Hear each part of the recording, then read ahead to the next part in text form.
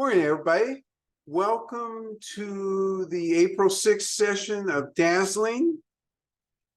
Today, we're probably in Anhui province, and we're having a chance to go out to tea fields and herbal medicine fields today. Should be very interesting. You have a chance to be dazzled today. The name of the tea is Dazzling. We're starting a Dazzling green tea series. So Dazzling, next week Swanky, followed up by Embodiment. So why did we group these three teas together, and what's the apparent lesson that we want to draw from this? Let's think a minute about green tea. Green tea in the US is frequently touted for potential anti-cancer, certainly good for cardiovascular health. There's lots of things that green tea is touted. And people learn a bit about green tea, and then they think that's all there is to learn. Case in point, we had a customer the other day who came in and said, oh yeah, I want your really best green tea. And then before we even had a chance to open our mouths and ask what flavor profile are you looking for, they said, oh, Dragonwell. Now, Dragonwell among green teas is probably the most famous in China. It's the most well-known. Does most well-known mean best taste? No. Most well-known obviously has excellent taste, but there still are a variety of other tastes. Let's think about this a minute. Let's think about what leads to this confusion. How many green teas as Americans, you know what? Let's not pick on Americans yet. I'll get there in a minute. Let's ask about Japanese green teas. How many different varietals of Japanese green tea are there? Well, there's not more than about 10 or 12 at most. How many varietals of Chinese green tea are there? Over 2,000. And so when you start thinking about that, and you're thinking to yourself, okay, 2,000 choices. What am I in the mood for this morning? It doesn't compute, does it? And this is why people fall to famous rather than what flavor am I looking for? Yes. When you say varietals, I think about different genus of different types of plants, varieties of plants, but do you mean different types of flavor, 2,000 different types of flavor profiles, or ways of processing? Both. Cultivars as well as flavor profiles. And it's a great question, by the way, because everybody assumes, well, tea is tea, right? Yeah. You get up in the morning, the plant creates these little things called tea bags. You throw them in the cup. You know, this is what some of the big tea producers historically would have you believe. But that's just not true. You have all these different cultivars, each cultivar producing a different flavor profile. You have farmers who have varying levels of skills, but by and large, if they've been farming for a while, they all have good skill. Some have great skill. So some flavors will be above other flavors. But the point is, you have so many. And so here in America, we get trapped on that island. I want to be with the rich and famous. Okay, give me the 10 most famous people. That's a different concept than give me the 10 most interesting people. Those are two completely different concepts. They do have an overlap, and this is what I mean about green tea as well. So today, looking at Dazzling, let's start right out and talk about, where's it from? Oh, it's from a World Heritage Site. Now, there seems to be a repeated theme here. Idaho Mountains, World Heritage Site. Anhui Mountains, World Heritage Site. Great tea, great terroir, great protection of the surroundings.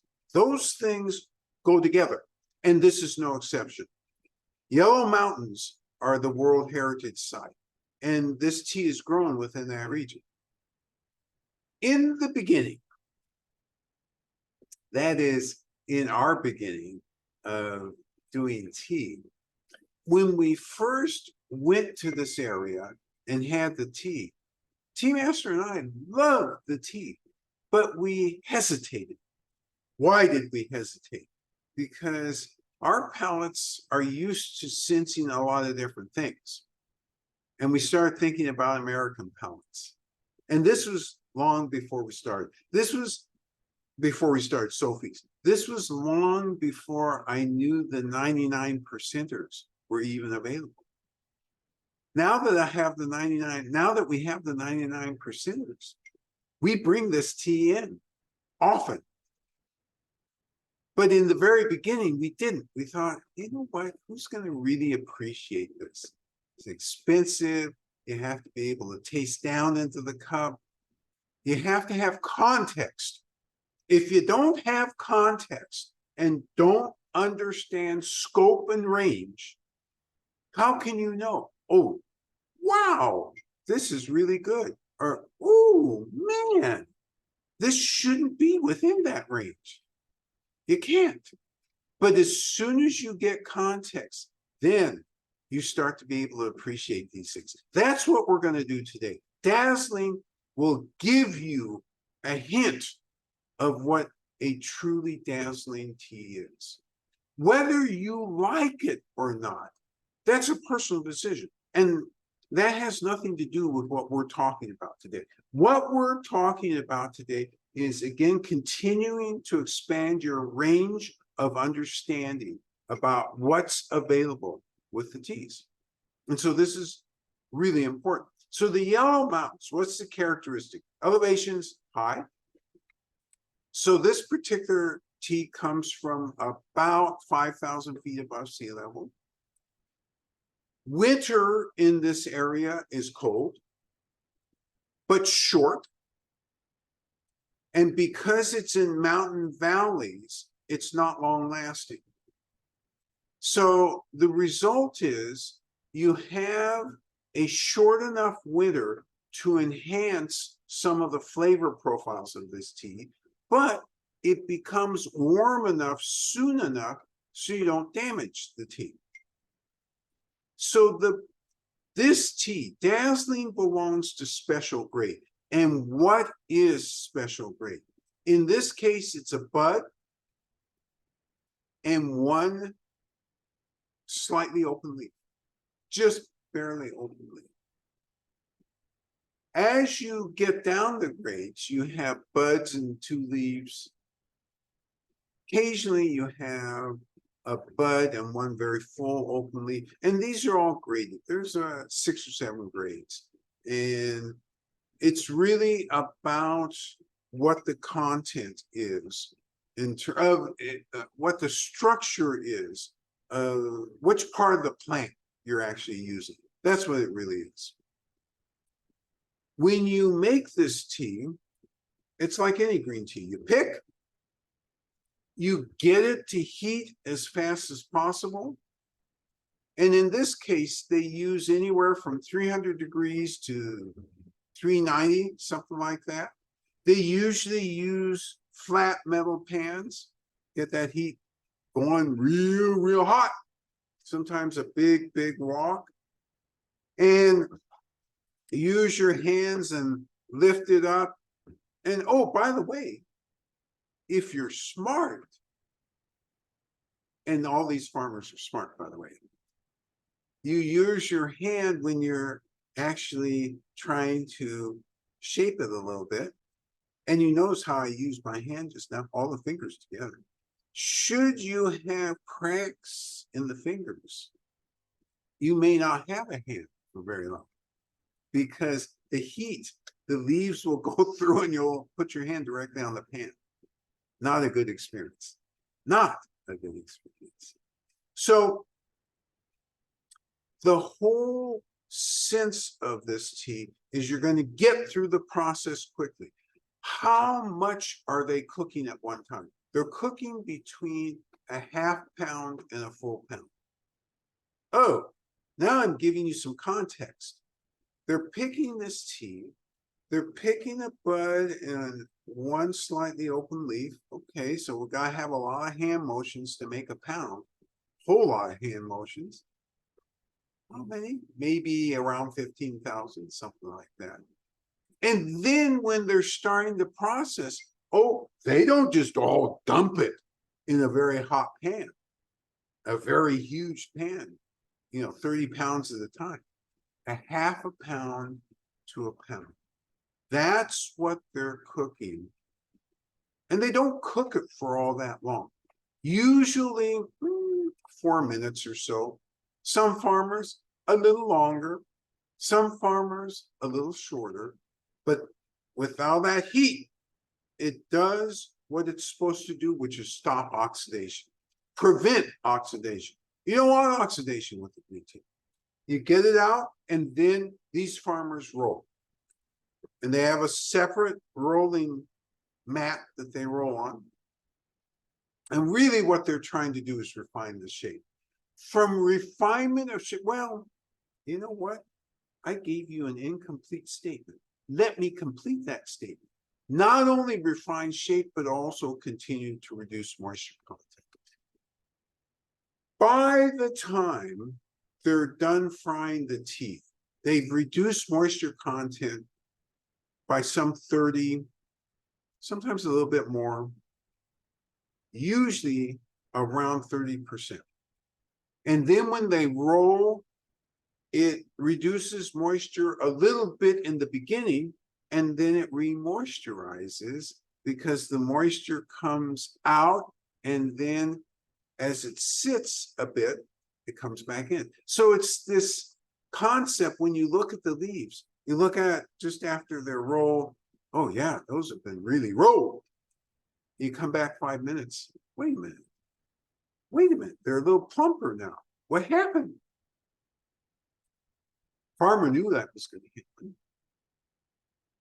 Been through this process from a heritage standpoint for a long time, at least 1,000 years, because tea, green tea, this type of green tea has been being done for about 1,000 years. They have 4 ovens set up. That's what's next. The first oven's running something like, about 180, 190 degrees.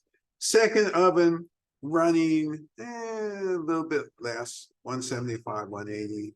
Third oven, a little bit less. Fourth oven, a little bit less. Not a lot less, 5 degrees or so less. Throw small batches in the first oven. What do I mean by small batches? Pound, sometimes a pound and a half. Let it bake for 5 to 7 minutes. Take it out, kind of deaggregate the leaves. I said deaggregate, that's not the right term. Deagglomerize the leaves is the right term. And really, that was a big old fancy word for saying separate the leaves a little bit.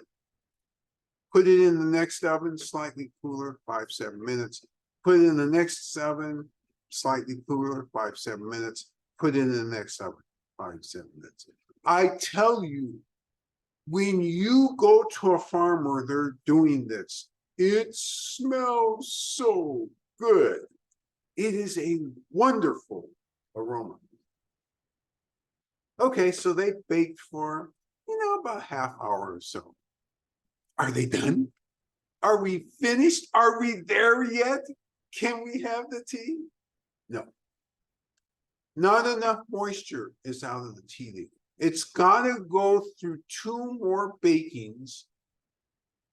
And the baking resumes in the first oven over kind of an open fire, and then the second oven in a real closed environment. And we're not talking a long time. And the reason I'm not giving you an exact time is because every situation is different. Why is it different? Because if the environment is dewy, high humidity, or it's low humidity, the times are all going to be different. Tea is sensitive. It's always absorbing the surroundings.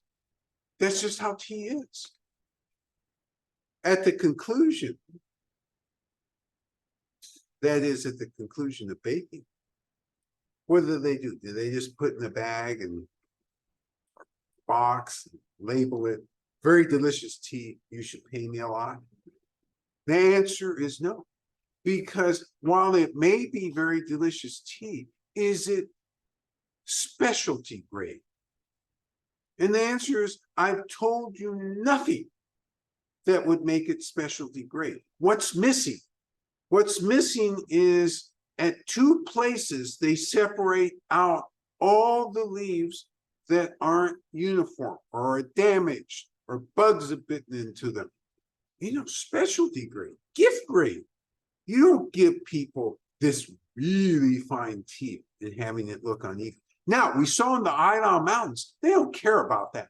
They care about, let me not culturally put in a thought. It's not that they don't care about it. They've chosen a different path in the Idaho Mountains when they're making the red tea, and they include branches because they want to enhance the flavor. Here, they're not going for that.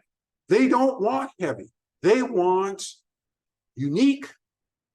They want this traditional, really delicious and interesting flavor. So that's the process right there.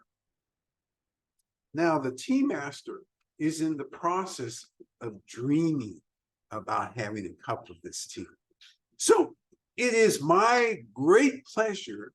And remembering, we're only going to do this demonstration once, and you're going to brew this the same time that the tea master is demonstrating, because we're not here, even though we are here.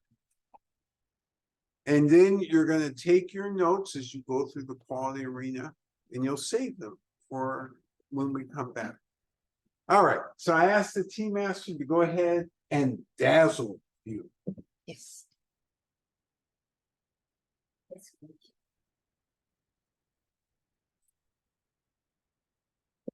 Okay, we do 绿茶哈 I call 绿茶 is green tea. So the name Dazzling. Dazzling is correct? Yes. It's also look at the color. Yeah. The leaves. Yeah. Just only by hands. Okay. Cool. So this tea, so the leaves like a low temperature.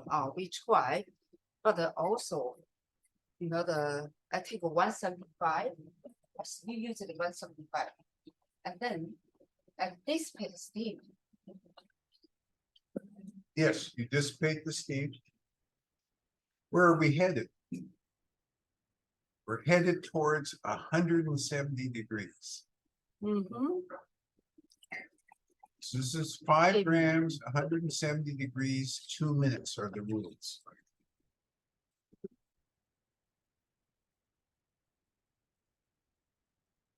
Usual of heating up the cups, making sure there's no foreign aromas, flavors on the cups. Now she's drying 175-degree water, which she'll dissipate and aerate and get that temperature down to about 170 or less.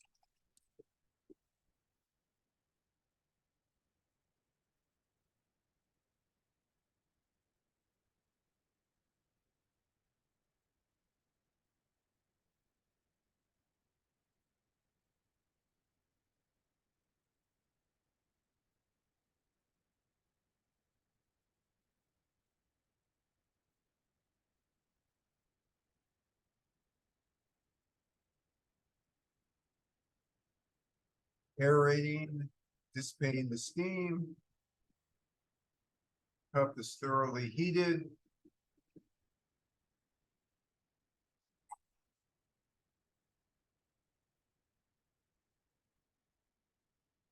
Dazzling into the cup.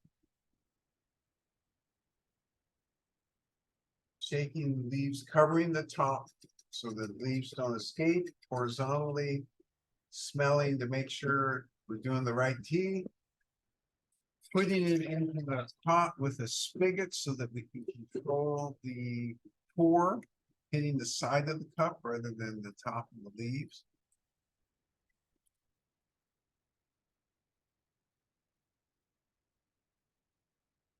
And setting the timer for 2 minutes. So you don't want the leaves to be completely above water, and you don't want all of them completely underwater.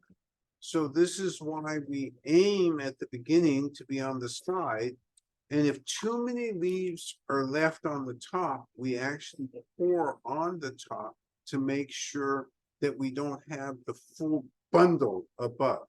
And this came up yesterday with a customer who, when we were teaching her, didn't quite understand because she purchased Crimson Needle. So we demonstrated, and this was the first time for her to handle loose leaf. And that's why it was a real mystery to her and a real revelation to her about how to control this. When you have some of the leaves just barely in the water, that gives punch to the second steeping, and this gets 2 great steepings. If you have all of the leaves bunched up out of the water on the top, the first steeping is a little bit light. So these are all subtleties that you need to pay attention to. And we don't always talk about this, but this is really important in order to get the ideal flavor profile that you want from this. So again, looking at this, everything is sitting at the top, and you have a few leaves, a subset of leaves that are kind of out of the water, which is good, because again, when you do the second steeping, those will add water. The other thing you don't do, and the lady yesterday brought to my attention, is that she had an infuser for her pot. And when you have an infuser for the pot, you don't allow the leaves to free flow. And the last thing was, she had a ceramic pot. Now, as you know, all ceramic pots have lids. Do you notice how often we cover green teas? Oh, that's right. The answer would be never. And the answer is never because you want an outstanding taste and you want a bright taste. You don't want a flat taste. If you cover, you get a flat taste. And so you see that you have color in here. There's clearly tea in here. You see you have trichomes, and this is actually a very nice color. We're going to enter the quality arena. This is 170 degrees sip.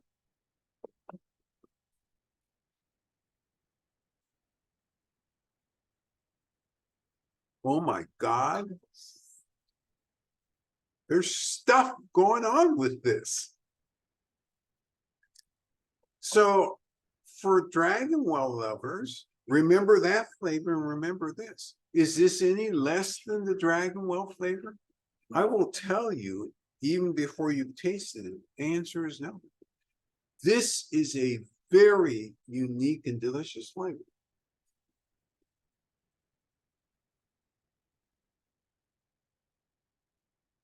Astringency on the tongue.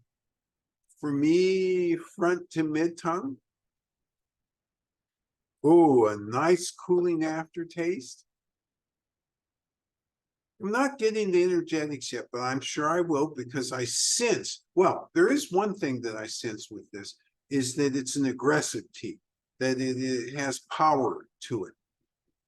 And again, think about your tea journeys, because in the very beginning of your tea journeys, would you have been able to appreciate this type of tea? And the answer is probably not. Let me put it another way, because you all have spectacular superhuman abilities. So you would have appreciated the tea, but certainly your appreciation today is different than it would have been as you came into the sphere of the 99ers. All right. This is #1 in the green teas. Were you dazzled? I hope so. Next week, we're going to do swanky, and you're in for a treat. So keep your notes. Responsibilities for you are the same. They're actually the same for us. And that's to keep healthy. We'll see you next week. Take care now. Take Bye-bye. care. Bye.